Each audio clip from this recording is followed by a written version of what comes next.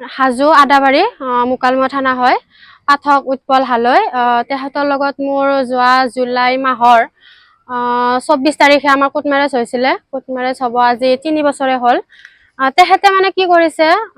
যোৱাকালি এজনী ছোৱালী পলাই লৈ গৈছে আৰু ছোৱালীজনী মোৰ ঘৰৰ ওচৰৰে হয় আৰু মেইন কথাটো হ'ল কি তেখেতে মানে মোক আইনভাৱে কোৰ্ট মেৰেজ কৰি আমি বিবাহত আবদ্ধ হৈছিলোঁ তেখেতৰ মানে ঘৰৰ কিছুমান অসুবিধাৰ কাৰণে মানে মোৰ সিহঁতৰ ঘৰৰ লগত মানে ৰাজহুৱা হিচাপত বিয়া হোৱা নাছিলে আহিন জাহিনটো আমাৰ ঠিকে চলি আছিলে সিও আমাৰ ঘৰত আহে ময়ো তেওঁলোকৰ ঘৰত যাওঁ কিন্তু যোৱাকালি যিটো ঘটনা ঘটালে সি কালি প্ৰায় ছোৱালীজনী দুপৰীয়া প্ৰায় 1টামান বজাত ঘৰৰ পৰা নাই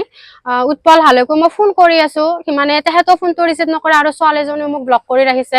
মানে দুজনেৰে ফোন পোৱা নাই মই উৎপলক মই ফোন কৰি কিনে সুধিলো যে ছোৱালীজনীৰ লগত আছে নেকি সিও নাই বুলি কয় তাৰ পিছত ছোৱালীজনী কৈছে কি মই উৎপলৰ লগত আছো সন্ধিয়া ঠিক 7টা চাৰে 7টা মান বজাত আৰু ছোৱালীজনীয়ে নিজৰ খুৰী মাকক ফোন কৰি কিনে কৈছে কি মানে মই উৎপল হালৰ লগত পলাই আহিছো তাৰ পিছত আমি বাইহাটা চাৰিআলি আৰক্ষী বিষয়ৰ কাষত আহিলো তাৰ পিছত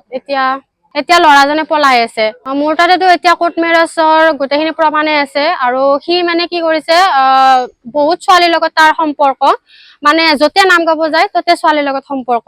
যোৱা এবছৰৰ আগত সি চিপাজাৰ ঠেকেৰাবাৰীতো এজনী ছোৱালীৰ লগত সম্পৰ্ক আছিলে